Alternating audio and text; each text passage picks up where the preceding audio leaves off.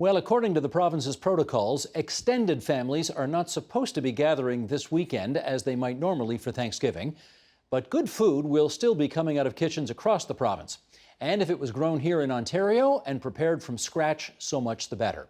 With us to explain why, chef and food activist Joshna Maharaj, whose new book is called Take Back the Tray: Revolutionizing Food in Hospitals, Schools, and Other Institutions. And she joins us now from Leslieville in the provincial capital. And Joshna, it's great to see you again. How you doing? I'm well, Steve. How are you? It's nice to see you. One of these days you and I really got to talk again, not in boxes, but actually in person. But I don't know that day's coming soon. I know, but I'm really looking forward to it. I'll tell you that. Amen. Well, let's talk. I know you and Nam Kiwanuka did a formal interview about your book over the summer, so I don't want to repeat all of that. But in anticipation of this conversation for Thanksgiving Monday, you did mention in your book that we apparently in this province import, I want to get the number right here, $20 billion worth of food every year, and half of that, you say, could actually be grown here. If that's the case, why do we import so much? There's a lot of there's a lot of silly things that stand in the way. And when I say silly, I'm talking about like trade deals. NAFTA is perhaps one of those pieces that has these sort of deals that stand in the way of us having the ability to prioritize our local consumption of our domestic production. And that when you hear, like, I think some stats or something as crazy as for every 4 apples that we grow here, we import another 3. And then 2 get exported because of existing trade deals. And really just the fact that our food supply is not protected domestically. And that seems insane to me, particularly at this moment in time. Could we actually make enough food in this province or in this country in order to satisfy our desires? Oh, we could. 100%, right? We absolutely could. Or even, I don't think, like, it's not a completely black and white conversation, because I think because there's limits to what we can grow here. And even if we just if we all ate only the things that were grown here and only imported the things that were not, I'm talking lemons, avocados, things like that, our food system would be a much stronger version of itself. So I'm trying to imagine, if we all decided tomorrow that we're no longer going to eat foods that are imported from other countries, what would that do to the whole supply chain? What would that do to the way we do things? I mean, pretty disruptive, I think. For sure.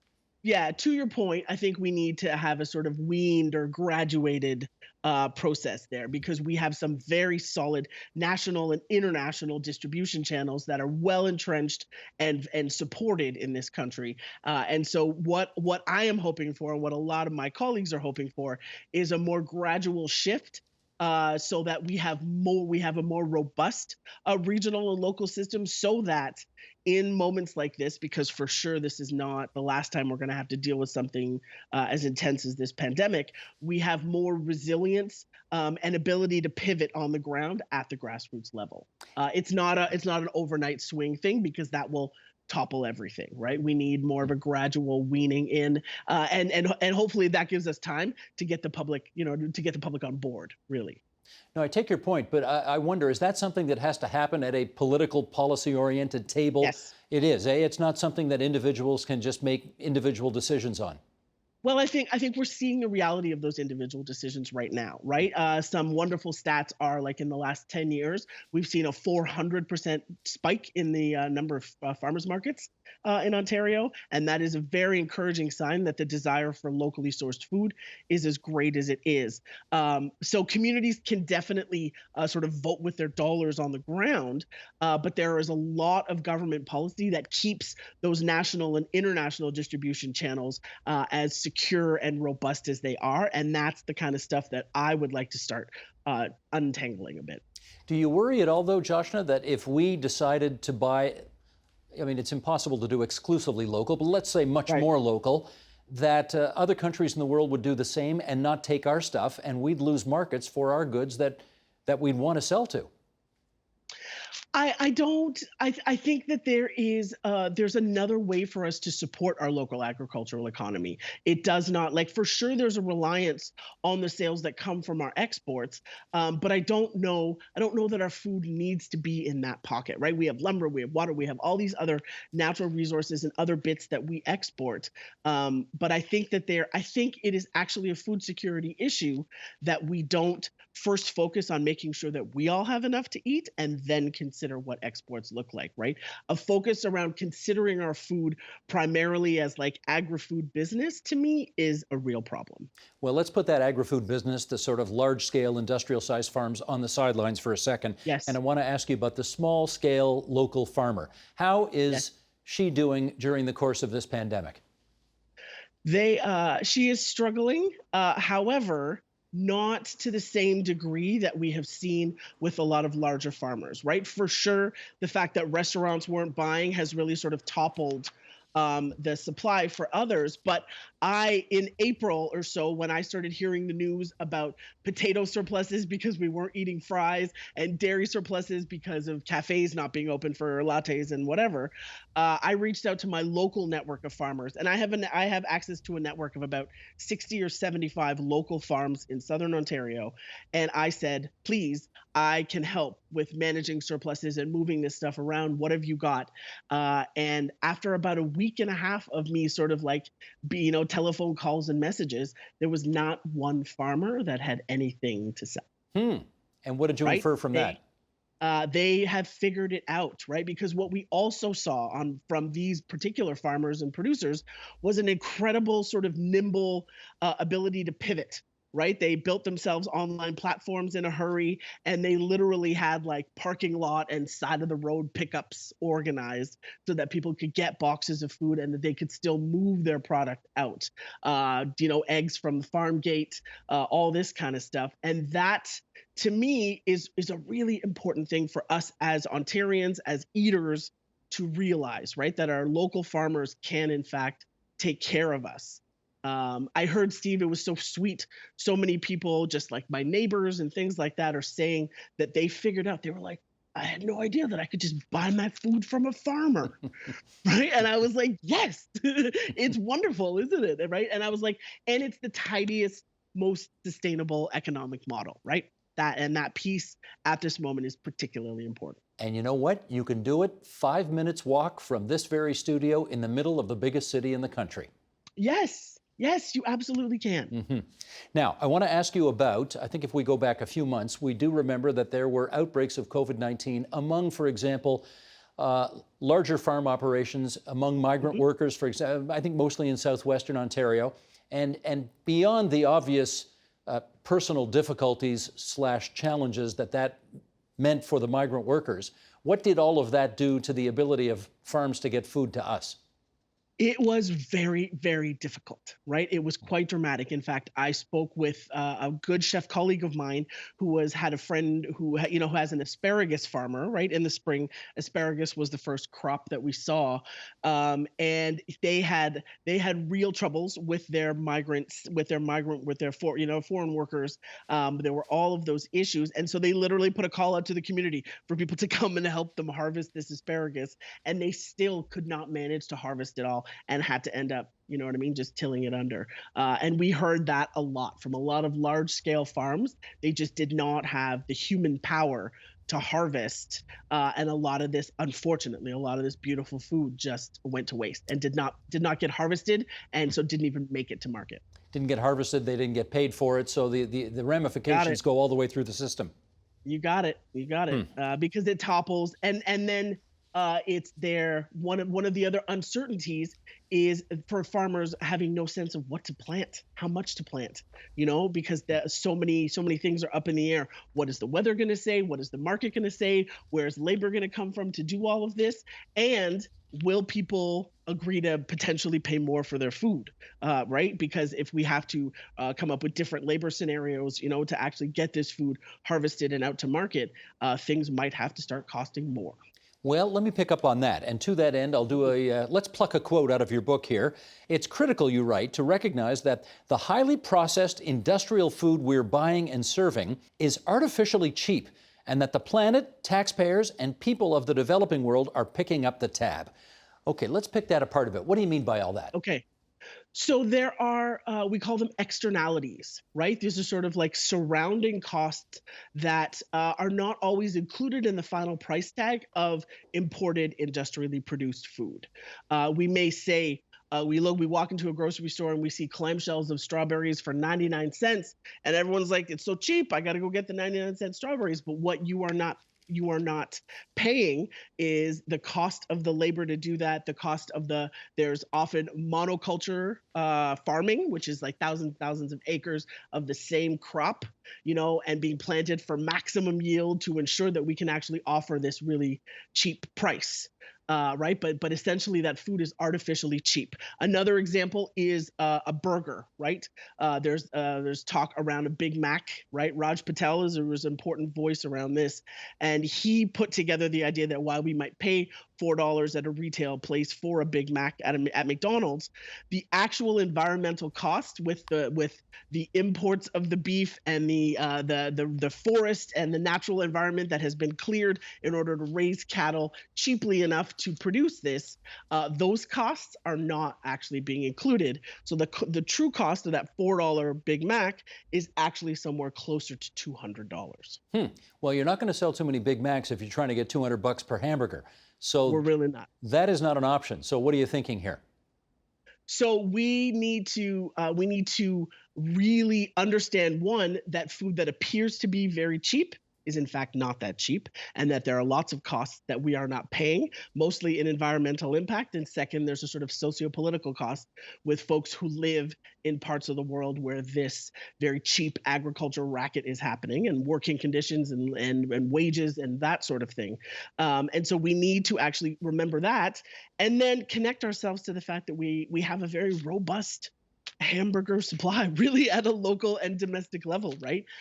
It may not be as cheap as what McDonald's is offering, but we need to really connect to the fact that that is a false price tag, right? And that we need to open our eyes to this truth.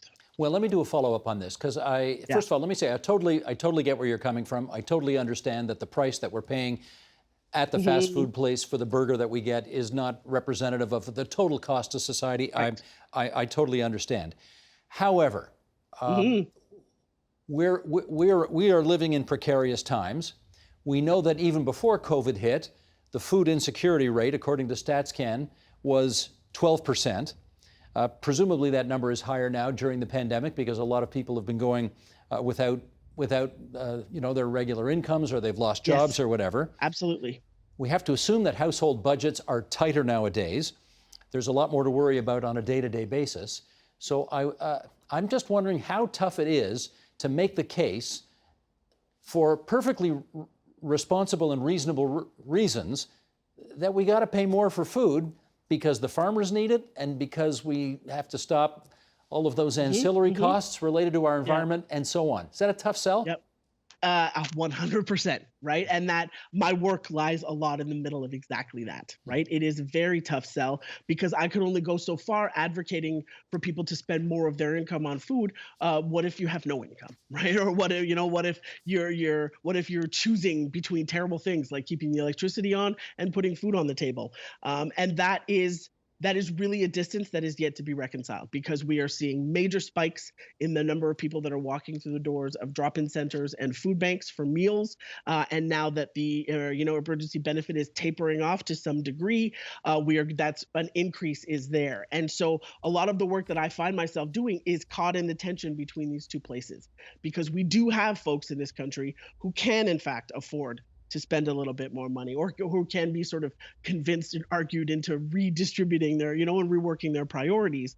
But then we have a bunch of other folks for whom that is almost an insulting suggestion, right? And we really need to consider this. Now, all that's to say, Steve, I was in the grocery store yesterday and I bought a cauliflower the size of my head for $1.99. Right. And I have spent a lot of time in my kitchen figuring out, I live alone, so that cauliflower is going to go a long distance. But there is this other piece, right? Locally sourced food in season is very affordable. right? We have bumper crops, we have easy access. And so then we start moving into cooking skills and kitchen availability and that kind of stuff. Because when people don't have the skills to actually process raw ingredients and cook themselves food, they're more dependent on those falsely $4 burgers, right? Hmm. And so it's a bigger sort of systemic change that I'm trying to push for. Because if we had more food security includes food skills knowledge, right? And the ability to actually produce food for yourself, not just buying it, but like a kitchen, and you know what I mean, and some knowledge about how to put this all together. Mhm. Though those are all the pieces that still need to grow in order for this to work the way I see it. Well, humor me for a second then. If Yeah, 199, I mean that's a great price for yeah. cauliflower that's going to last you for a very long time. But if you want to check off all the boxes of the socially responsible things that you just referred to, including farmers getting a decent, fair price for their Yes. food and the environmental issues you raised, what should that cauliflower cost?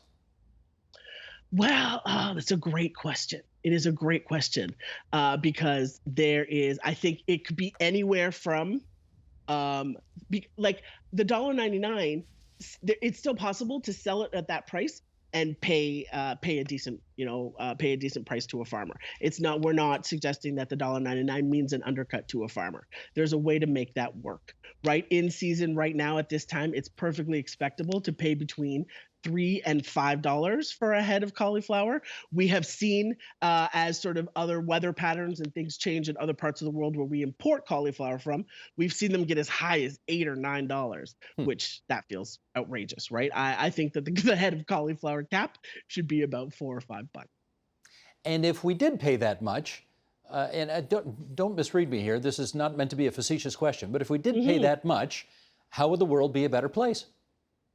Well, there is like a domino impact, right? Because if we have farmers who are making a better, more living wage, right? Because the prognosis for farmers in Ontario is not great. Average age is 55, and most of them need off farm income to keep them living above poverty line, right? So if we can have more security for our farmers, we have then their job is easier, and then we have more sort of collective investment in this place and this economy. There are longer term impacts of much more sustainability and resilience, right? And the resilience is a piece that we're really looking for. If we invest more in this place and our people here, we are gonna be in much better shape to take care of each other and make sure that we all actually get fed. Okay, one more on this, and that is if you're Yes. trying to access good local food, and let's say you don't live particularly near to a farm, which most Okay. people don't now, and Yep. let's say for whatever reason you don't live close to a farmer's market that may come into your neighborhood on the weekends or something like that, how Yep. do you access good, healthy local food?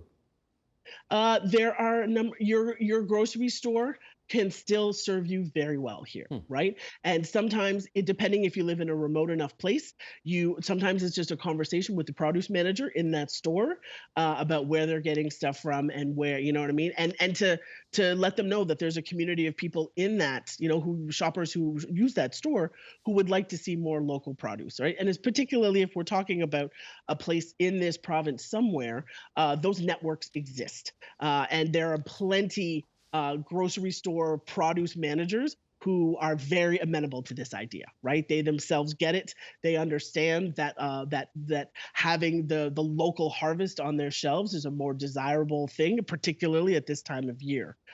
So it's still very, very possible. Don't discount your grocery store as a source. You just may have to work a little bit harder to find the stuff. Gotcha. Okay, in our remaining moments here, I do want to raise the issue of people's eating habits during the course of this pandemic. Yes. Do you, I mean, we all know, we've seen all the stories about how people are doing more cooking and they're doing more Yep. baking, and, you're stuck at home, you come up with novel ideas of stuff to do.